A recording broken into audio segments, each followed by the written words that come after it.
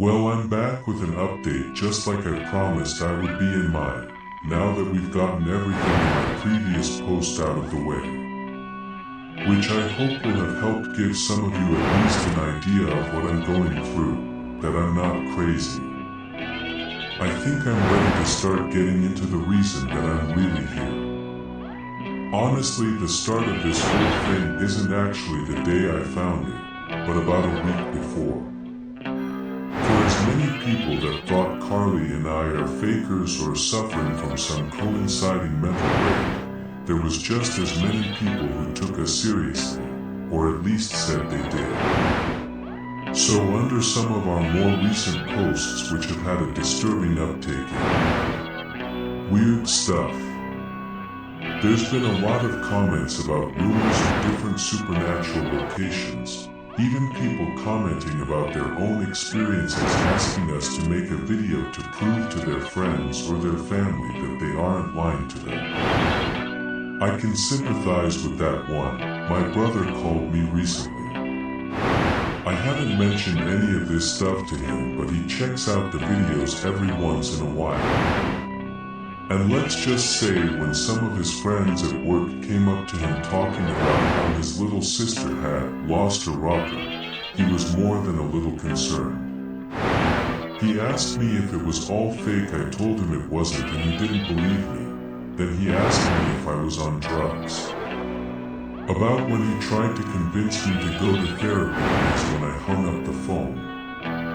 Even if secretly I was considering the same thing, but I can't be crazy and I know this is real. We haven't spoken in over a week now. That was a few days before we left and I found the circus. Carly and I have had this trip planned out for a while now. By the time we left I was still upset with my brother, certain that he's talked to our parents about it by now. But I couldn't miss this trip over a little fight. We'd had our plane tickets booked for weeks and while they weren't too expensive, we're two broke college students with a YouTube channel. I wouldn't exactly describe us as overflowing with cash. It was something we'd been looking forward to.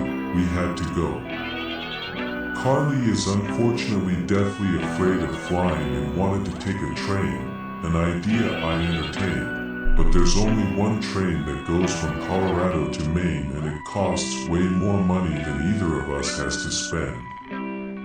We were going out to Perpetuity Valley, a small city out in the mountains of Maine. Slowly it's been left to ruin as people move away, and even though it's a city large enough for 60,000 people, it has an actual population of around 30,000. On paper, the reason for the decline was a terrible mix of cost of living, infrastructure maintenance costs, and a lack of jobs. Unofficially though, the people who live there are a bit more divided. Half the people we spoke to didn't even want to talk about it. I get it, sensitive topic and all.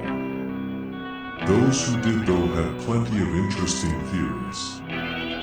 After our plane landed our first day there, we ran into a man at the car rental place who had grown up there before moving. He claimed that he just had an inexplicable dread every time he left his house, almost like he was being warned to leave. The man who owned the inn we stayed at had a theory that most of the people who left were actually missing, never actually making it out of town. Snatched up by some unseen monster that lurks in the woods. We heard many variations of this story. Plenty of normal stories too that fit more into the scope of reality. The cost of living is getting too high, people can't find any jobs, less and less skiers are visiting every year. To be honest, it was sad. I remember the day we arrived at the inn pretty vividly. We pulled up in our car and parked in the hollow parking lot. The inn was clearly upkept regularly and very clean, but the wear showed in less obvious places. The door stuck a little bit when we pushed it open to check in. Inside, the floors were scuffed, Carpets were spread out around the room, probably in an attempt to cover the scratches. Behind the counter was a young woman busying herself with rolling silverware. Next to her at the computer was an older gentleman. He had kind eyes and a gentle but sad smile. His once dark hair was mostly gray, and he had just the start of wrinkles at the edges of his eyes and smile lines. He was dressed warmer than necessary for being in the middle of spring. It had already started to warm up outside. Rain had come in the week before we arrived, melting most of the snow they had left. It was clear why though, since as soon as we walked in, goosebumps broke out on our skin from the chill of the air conditioner.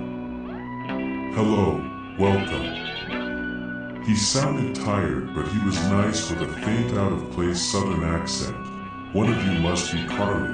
"That would be me, sir." I leaned into the counter, wondering how he could possibly know that just by watching us walk inside.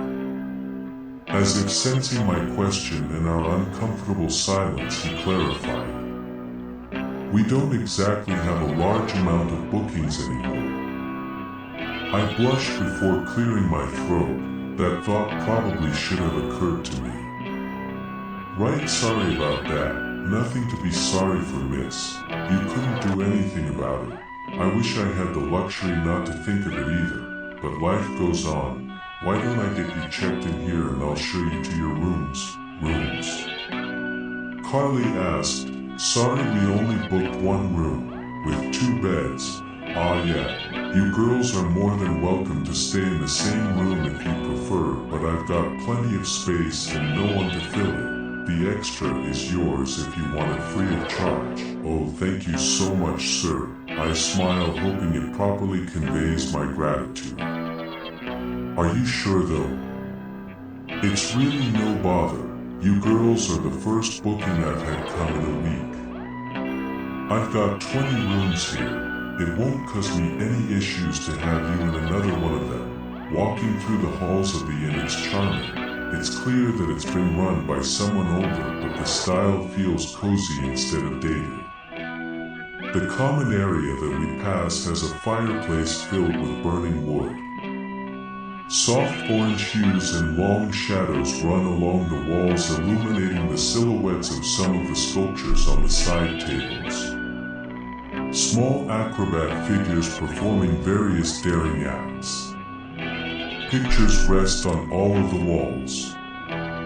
One wall has a bunch of newspaper articles on it. I slowed down to read one of them that's dated for around 40 years ago. In big bold letters on the top of the page it reads, "New in T.O. Open in Perpetuity Canyon."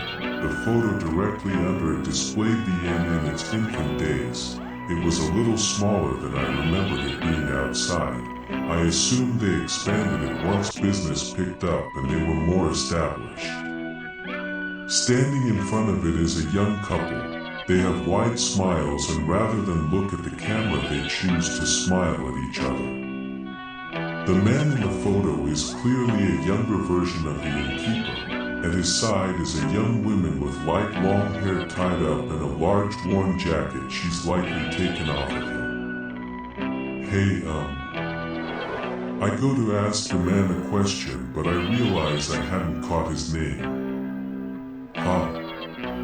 Oh, sorry, I never gave y'all my name. Everett Wilson. Mr. Wilson, please call me Everett. Everett, do you run the inn with your wife?" His lips part slightly in surprise, and it takes him a moment to catch his bearings. I realize that he's been absent-mindedly turning over a band on his left ring finger on our way to the rooms. His face takes on a fond but sad quality. "My wife's name is Carla. This inn was actually her idea. She's always loved to host. Will we be meeting her soon?" Carly asks, taking the corner behind Mr. Wilson, guiding us down one more corridor. "Oh, I hope so." He takes a deep breath. For a moment I have to wonder if he's trying not to cry. My Carla has been missing for the last month. Police department just gave up the search this past weekend. Said she probably got taken by wild animals, or left me. You sound like you don't buy that. Oh.